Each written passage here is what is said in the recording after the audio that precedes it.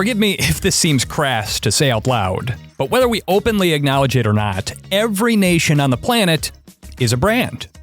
Japan has high tech and anime. Brazil has bright colors and beaches. And in France, they regularly and unabashedly celebrate the literal beheading of tyrants. And love of country plays a role in the brand of each and every nation on Earth. It's just that here in the United States, patriotism is such a big part of our brand that the very notion itself has been polarized. I believe they hate our country. Some portion of the left just genuinely hates America. I mean, they've hated it for 50 years. In order to undermine a country that they hate. Yes, hate. The president, MAGA, and other culture warriors have seized the branding initiative in this country, claiming only they can dictate what it means to be an American and painting anyone who disagrees with them as unpatriotic. That's my flag. How dare you hijack my flag? I serve my nation. If you look at our Constitution, it says we can do peaceful protest. So on this episode, how did this extremist ideology corner the market on American patriotism? Why is it imperative for regular Americans to reclaim the American brand? And why is the so-called opposition so bad at branding and messaging? A respected public relations leader, government PR trainer, and service member, Dr. Joe Trahan, joins us to discuss. No, it's not our typical fare here on Lead Balloon, but yes, as we look to the next 250 years of our exceptional republic, I think it's an important conversation for us to have. I'm Dusty Weiss from PodCamp Media. This is Lead Balloon, a podcast about important stories from the worlds of PR, marketing, and branding, told by the well-meaning communications professionals who live them. Thank you for tuning in. Our guest today is someone with a demonstrated track record of both public relations success and service to his nation. Dr. Joe Trahan is the founder of Trahan and Associates, a recognized leader in media relations and crisis communications for more than 45 years. A former member of the PRSA National Board, earlier in his career, he achieved the rank of Lieutenant Colonel in the U.S. Army Reserve and commanded the 314th Public Affairs Operations Center.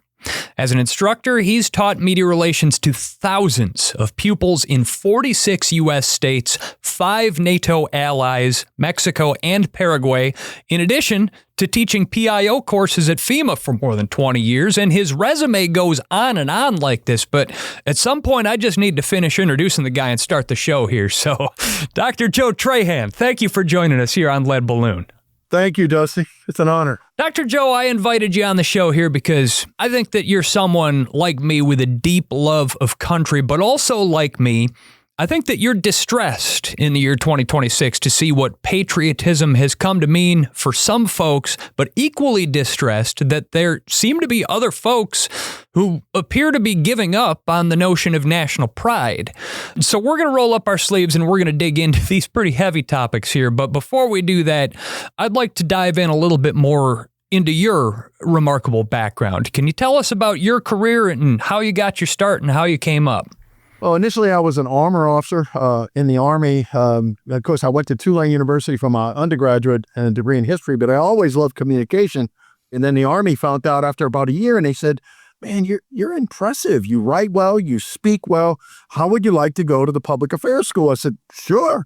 So the rest is history. They sent me to Fort Ben Harrison in 1981. We chiseled then. I tell my granddaughter that. I mean, it's long before any internet had been invented or anything. We had press releases that were actually typed out in fax, and I just fell in love with it. I got to tell the story of the greatest military on the face of the earth, the men and women that raised their right hand and said, and I think this is an important point, I will defend the Constitution of the United States against all enemies, foreign and domestic.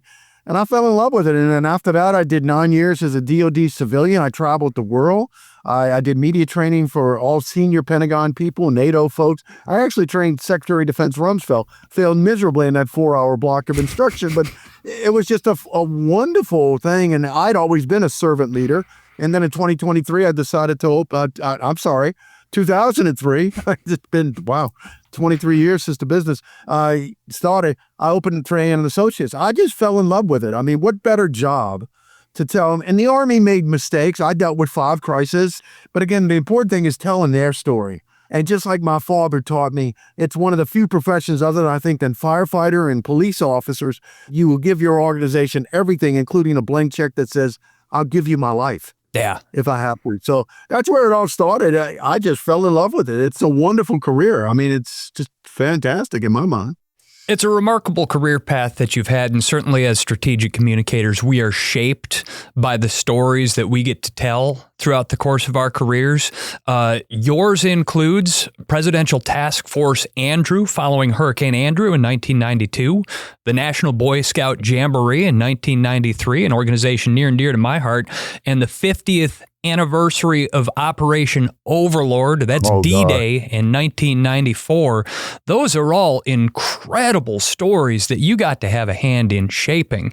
Certainly a good deal of your career has been rooted in public service. And when you look around a boardroom in 2026, not everybody can say that. Is that just where your career took you, or did you feel called to serve your country? I think it started as a young age. I mean, I think my dad was a Marine.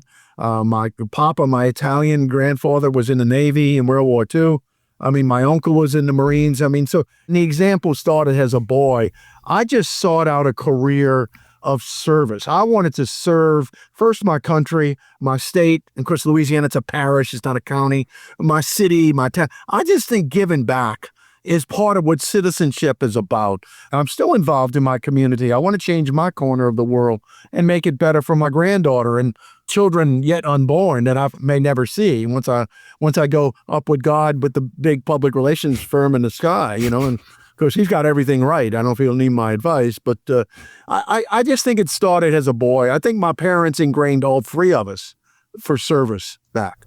And certainly your credentials mean that your love of country is beyond question. It's unassailable. Yet when we chatted, we got introduced a couple of months back. You told me that you had been out protesting regularly, chanting, carrying signs. No kings, no king. Raising some rabble. Yeah, baby. There are those, I won't name names, but there are those who have tried to say that protesters are people who hate our country. So how do you reconcile your decision to protest with your love of country? Well, to me, it is my love of country that I do it. Because if you look at our Constitution, it says we can do peaceful protest. And even our founding fathers said if this government's not working, we need to fix it. And I think that is what truly democracy is. I think it's the fact that we can protest peacefully without fear of retribution. I think freedom of the press is critical. I mean, I don't believe this BS about fake news. I'm sorry. I've worked with the media all my life. I've disagreed with stories and I've held them accountable, but they have the right to do that. But I go after them and said, here's the facts. I also believe in freedom of speech. I think those elements are so critical to our democracy. It hurts my soul to see now that government entities that I respected have turned against our own citizens because they disagree with what they said, like Colbert coming off the air. Every president since George Washington has had to deal with the media and people sniping at them. That's the nature of the beast. I mean, even Sherman said war is hell, but yet he talked to reporters anyway. And he didn't like reporters. To me, I'm more of American. I guess I'm tooting my own horn, that the fact that I've served my nation. And I got to tell you, Dusty, really the storm in the Capitol really hurt my soul in 2021. And I thought my flag had been hijacked. I fly my flag every day outside. I've got a light that comes on. My dad was buried in the flag. I mean, that's my flag. How dare you hijack my flag? I served my nation, so I'm pretty adamant. Demonstrations to me, it feels so uplifting to go. And there's a lot of veterans around me when I did the first one and the other ones. And it's a whole bunch of different people demonstrating. So it's really kind of cool. And what I don't think gets talked about enough is the fact that when you're out there protesting, you're engaged in a very active form of patriotism and standing up for the principles upon which this nation was founded. And that is, of course, opposed by what I would term performative patriotism. Yes, sir. Or people that fly the flag, wear a T-shirt with the flag on it, say the Pledge of Allegiance, but then do everything that they can to undermine the principles that this country is supposed to have been founded on. And I think that it's about time that there were more people who stood up and said, hey, love of country doesn't mean turning a blind eye to the faults of the nation. I agree. Current and past, and celebrating it without question. I think that there's a deeper form of patriotism that is maybe a little more nuanced, is maybe a little harder for some people to understand. But unfortunately, and this is where we tie this conversation, I swore we would get here. This is where we tie the conversation to a show about marketing and strategic communication, because it doesn't fit on a t-shirt. America is the best is good messaging. America is great because of the ideals upon which it was founded, and while it has accomplished great things, it has also very often fallen short of those ideals, especially in this very moment, so we should acknowledge that and work together to help it live up to those ideals and become truly great. Doesn't make me want to run out and slap that on a bumper sticker on my truck, Joe. I agree with you.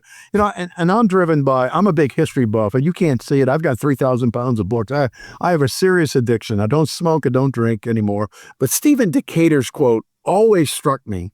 My country, right or wrong, it's my country. I mean, America, to me, it's made mistakes, but it's still that beacon on a hill. I mean, people come to our shores because they believe in the ideals. And you're right what you said about the founding fathers. They knew this wasn't a perfect one. I mean, even Franklin was asked by some lady after, what do we have here, Dr. Franklin? He said, a republic, if you can keep it. We're letting down our allies in NATO. We're turning against people that have been our friends and basically embracing our enemies. I mean, I just, it blows my mind to think. Can I tell you, about a year back, I was up in upstate New York, Syracuse area, out on business with some clients. And it just so happened that there was a hockey game on between the U.S. and Canada. And of course, there's a border very close to there. And so there were a lot of Canadians in the room with us while we were watching that hockey game. I've known Canadians for all 41 of my years on this planet. They have always been the nicest, kindest, most accommodating folks.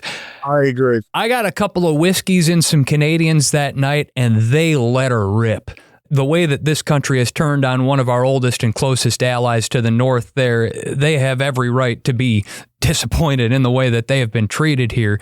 But getting back to the notion of messaging then, how is it that the people that see nuance, that the people that really buy into the principles upon which this country was founded, how is it that we have so thoroughly lost the messaging battle for years now? What are we doing wrong? I think we don't have continuity and consistency. I think we've been, to me, cowards to speak our mind. I get in trouble in public. My wife says, what do you do? It infuriates me. I mean, we hear the other side talk and we don't say anything. Well, guess what? I'm going to be 72. I don't care. We have lost the messaging initiative to move forward. What do we stand for? What are our principles? I mean, to me, civility, courtesy, kindness. I mean, the words we hear by the so-called leaders that denigrate human beings, that's wrong. That's wrong. How dare you do that? So I think we need a campaign, a strategic campaign. If I was doing the political communicating for the other party, so to speak, and I've got friends over there, I've pushed them, tell me, what are you going to do for the American people?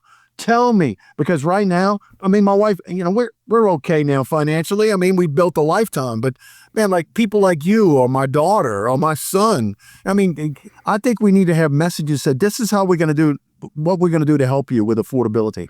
This is what we're going to do to maybe help you buy a house. What I see right now in our government is people don't care about anybody but themselves.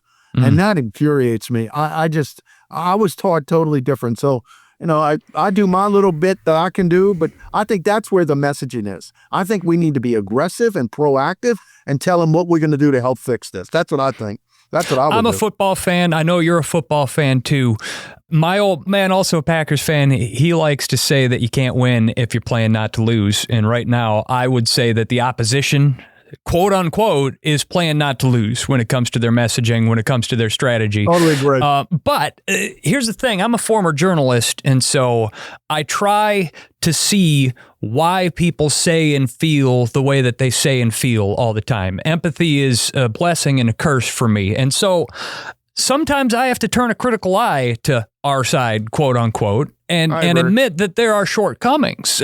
For instance, I saw a headline a couple of weeks back that hit me really hard, and it was in the New York Post, which is owned by the Murdochs, so take it with a grain of salt but they were crowing on the front page of the New York Post, fewer than 1 in 5 Dems feel proud to be American. Yeah. And this, of course, was bandied about by the Tucker Carlsons and the Ann Coulters and every other hack pundit whose sole purpose in life is to try to paint liberals as the bad guys.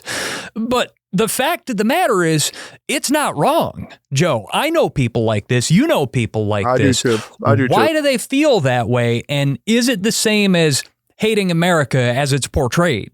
You know, there's things about my country I don't like. And we've traveled. I've traveled. You've traveled. I mean, I love other places and got friends all over the world, matter of fact. But I'm proud to be an American. I think some of the people feel that they're not being respected. I think that's the bottom line. I think my Italian grandfather had this adage about dealing with human behavior. Of course, he carried 2 pistols, but he was the nicest man I ever knew. He had blonde hair, blue eyes. He was only about 5'7". I'm 6 foot. And he would say, it's not what you say to people. It's what they feel when you walk away about you. And that has really followed me through life, because I don't think these people who are the 1 in 5 or the 4 that don't like it, I don't think they feel respected. I don't think they feel that our country, or at least our country leaders, have said, you're respected here. We're glad you're here. Whether you're black, yellow, red, homosexual, what a gay, whatever. That's what I think. And of course, I was taught citizenship as a young age, but I was also taught inclusion with that. Even though being Cajun and Italian, I mean, you were kind of an outsider anyway on both of those counts. So that's what I believe. And I could be totally wrong, but I think it's all about respect. It's all about respecting people. And I think that those 4 people that the New York Times said don't feel good about America, they don't feel good about America that doesn't respect them. That's what I think. And I think that's a perfectly rational reaction in a short-term sense. But if I'm feeling like I'm being shut out of my own country, that's where I think the rational response is to step up and double down on your patriotism, to step up and say, no, this is my country. You will not shut me out of the promise that's made in the Constitution. I agree with that. And I think people don't want to get involved to do that. I mean, what's the old adage? You got to change it from the inside. I agree with that. And I think the Democratic Party needs to be doing that. We're proud of America, and this is what we're going to do to bring our ideals back in. I mean, if America stands for anything, it stands for bringing all those immigrants together and making a nation. But we had to have common beliefs, common values. I mean, I know the history of our country. I know the people that have suffered, but that history includes blacks, women, Indians. I mean, young, old, gay. I mean, I served with gay soldiers in the Army. I mean, that was before Don't Ask, Don't Tell. I knew that. But I looked at a person, if you're going to put on a uniform and raise your right hand and say, I'll defend it, I'm fine with that. I mean, so I think you're right, Dusty. I think civics education would be a good thing probably in grammar school. I think that's when I had it, middle school. And I remember we had a civics course in high school that was taught by a black man.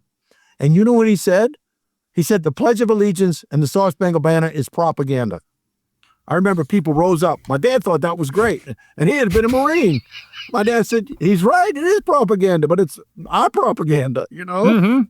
So I think an education with civics may help. Of course, I'm not a political leader, but I think that's where it needs to be taught, a respect there for inclusion. More with Dr. Joe Trahan coming up in just a minute here on Lead Balloon. When it's time to scale your business, it's time for Shopify.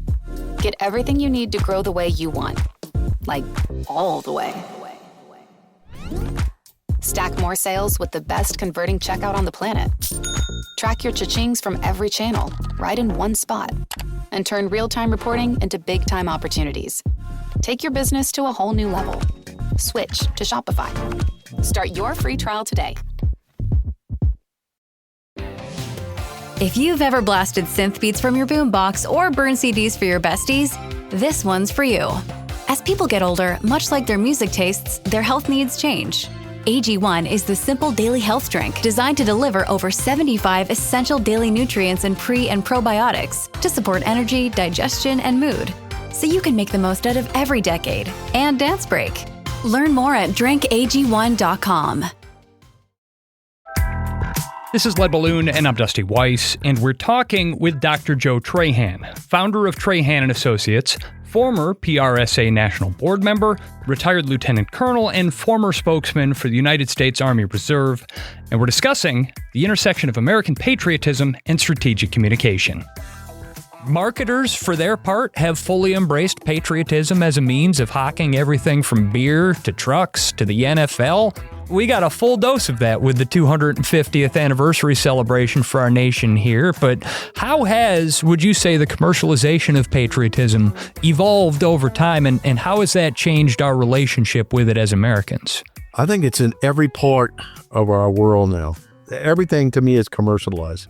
Not that it's bad, but again, everything's marketing. I mean, like this recent celebration of 250 years. I mean, to me, the best celebration would be to read the Declaration of Independence. Mm-hmm. That's what I do on the 4th of July. I mean, how many people have read that? But I think the commercialization and marketing, it really has taken away the true meaning of what it is. That's why one of the best things we did it a few years ago. We moved here in 2020. A friend of mine is named Jim Ogden. He's the park historian at Chickamauga, Chattanooga. And he led this torchlight walk in the Chattanooga Veterans Cemetery. And we went to the graves of a few soldiers, and he talked about them. And that was on Memorial Day. And to me, the real meaning of something like that is those who have fallen. Because people say Happy Memorial. No, it's not Happy Memorial Day. We're paying homage to those who have died. So I think the commercialization has taken it away from the true meaning. I mean, every sport does it. I mean, the World Cup even had stuff for the 250, and that thing swept by.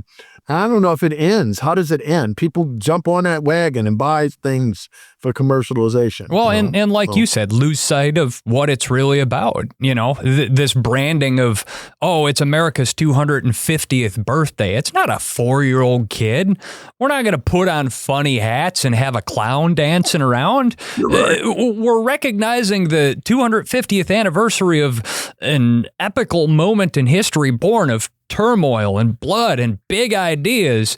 So I really don't have a whole lot of interest in going to the Great American State Fair on the National Mall or seeing a bunch of UFC fighters beat the crap out of each other on the White House lawn. That ain't what it's about.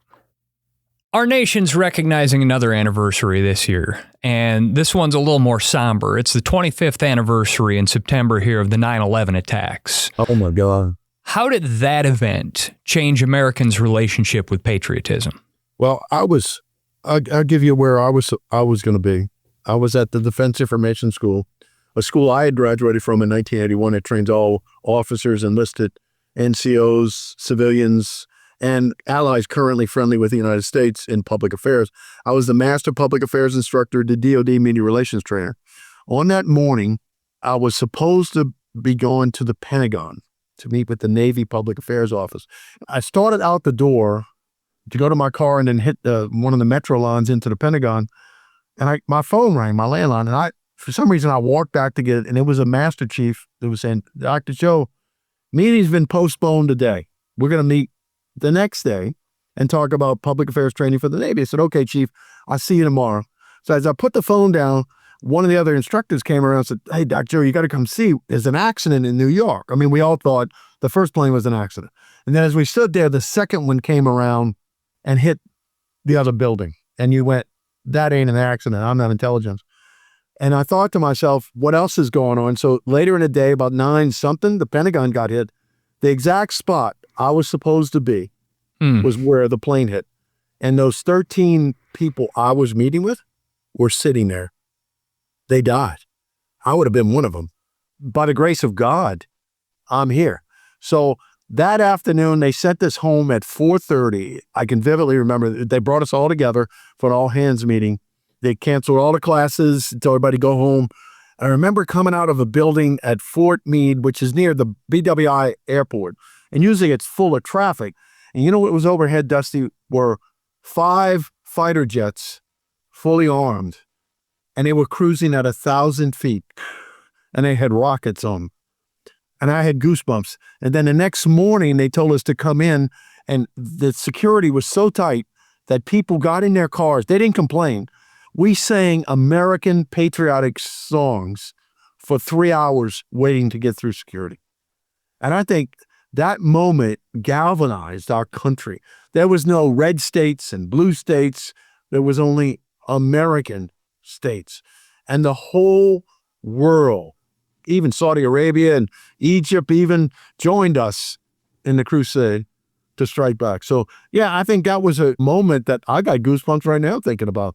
The American flags, every person flew an American flag. That's an incredible story. And certainly I think a lot of us look back at, people talk about 9/12 as being one of the finest moments for Americans. George W. Bush giving that speech through the bullhorn in the wreckage of the World Trade Centers and all of that.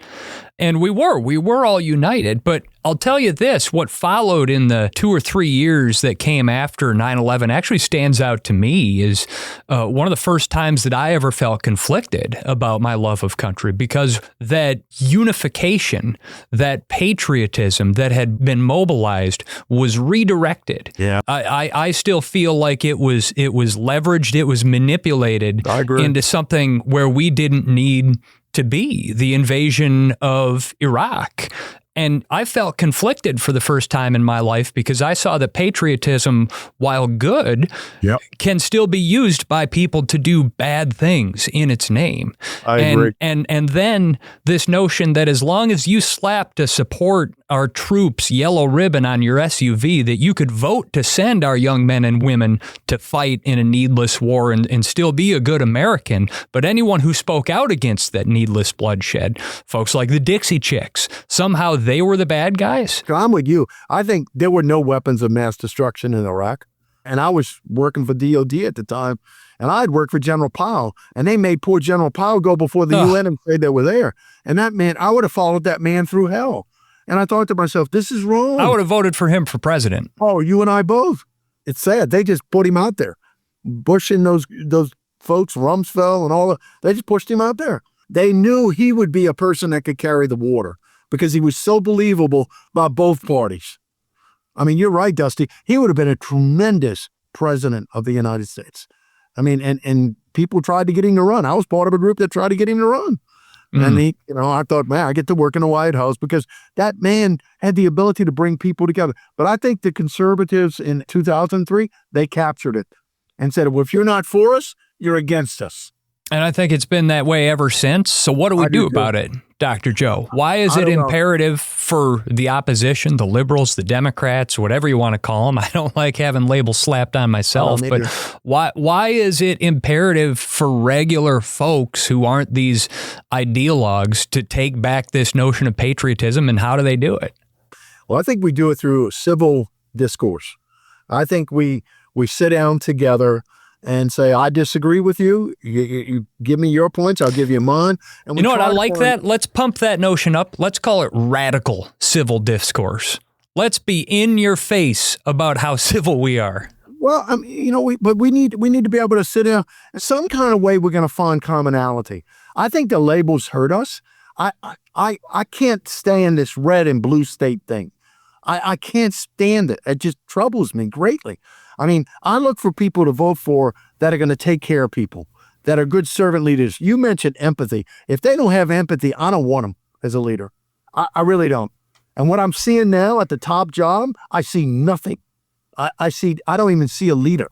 I see a person interested in one thing, themselves. And I remember because of my Army career, as an officer, I commanded 3 times. I would be the last one to go through the chow line. And sometimes there wasn't enough food. As a matter of fact, that's why I love SOS, chip beef, so much. Because I never forget that breakfast out in the field. The sergeant says, sir, all I have is creamed beef and biscuits. I'm fine.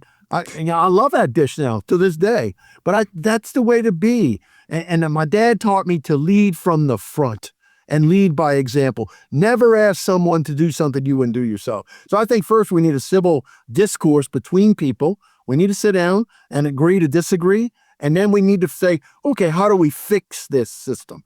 How do we move America forward in 2027, 2028, and do it with respect and dignity for each other? These calling names of people has got to stop. It's got to stop. I just think we need to be more empathetic, period. I'm just rambling on. I'm sorry.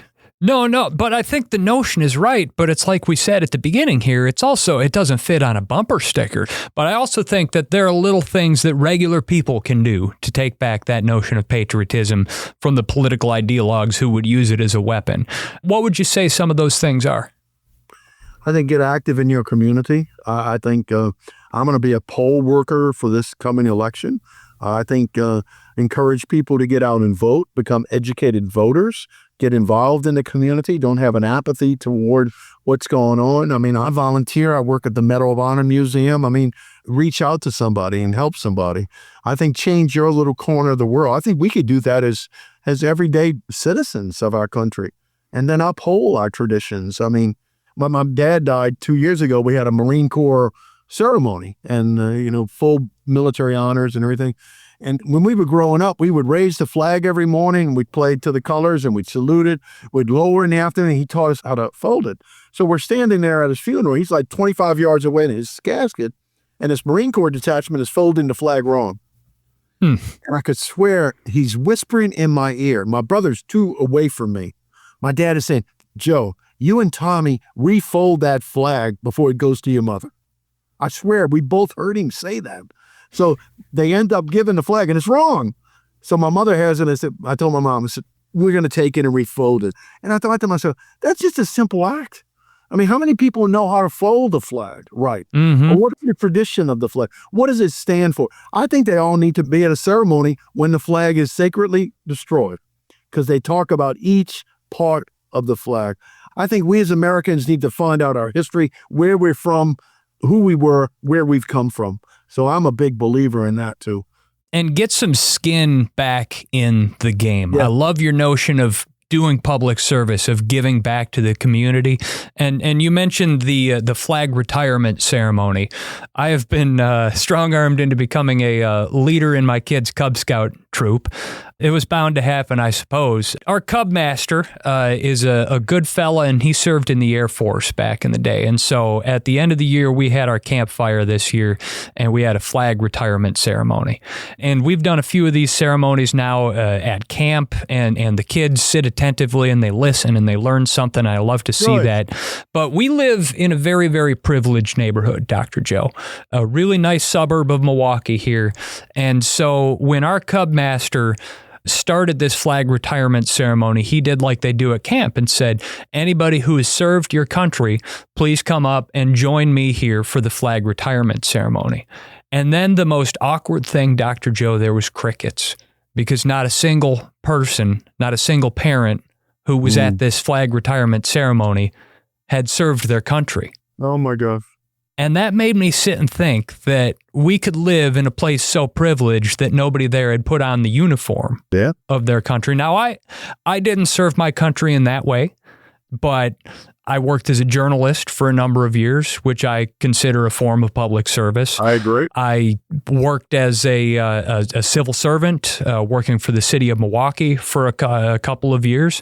Certainly my life was not on the line there, but I was giving back to my community in that way right there. You were serving other people. And I would love to see more people take a public service mindset. It's about time that we started putting skin in the game, even if we come from a nice neighborhood, even if we have a lot to lose. Start flying the flag again. And I'm going to have people who I know come up to me and they're going to say, oh, what, are you making a political statement? I'm going to say I am.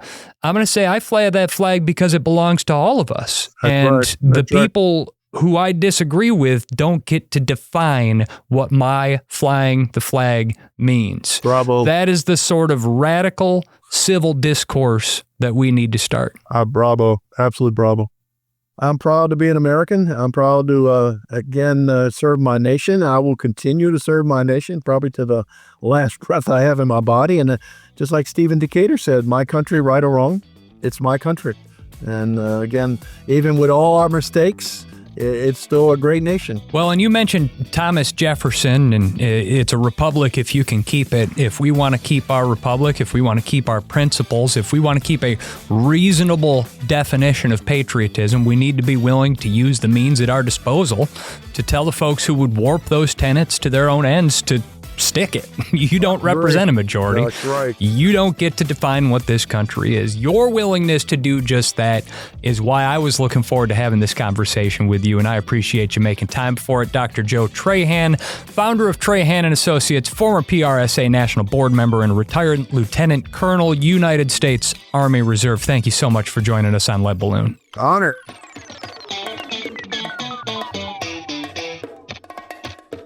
Special thanks as well to Cindy Woolley from C2 Communications in Florida for putting us in touch with Dr. Joe. Cindy, you are absolutely right. I do like that guy a lot. And of course, thank you for tuning in. Here on Lead Balloon, we tell the interesting tales of prolific communicators like Dr. Joe, and we hope to see you back here in this feed again sometime soon. Follow us in your favorite podcast app and send a link to someone else who would dig it, or hire us to make a podcast for your company. Because Lead Balloon is produced by PodCamp Media, where we help global brands use podcasting to tell worthwhile stories and connect with their audiences. Our podcast studios are located in the heart of beautiful downtown Milwaukee, Wisconsin, but we work with brands all over North America to help them launch and build podcasts that work. Check out our website, podcampmedia.com. Music for this episode by Famous Cats. And until the next time, folks, thanks for listening. I'm Dusty Weiss.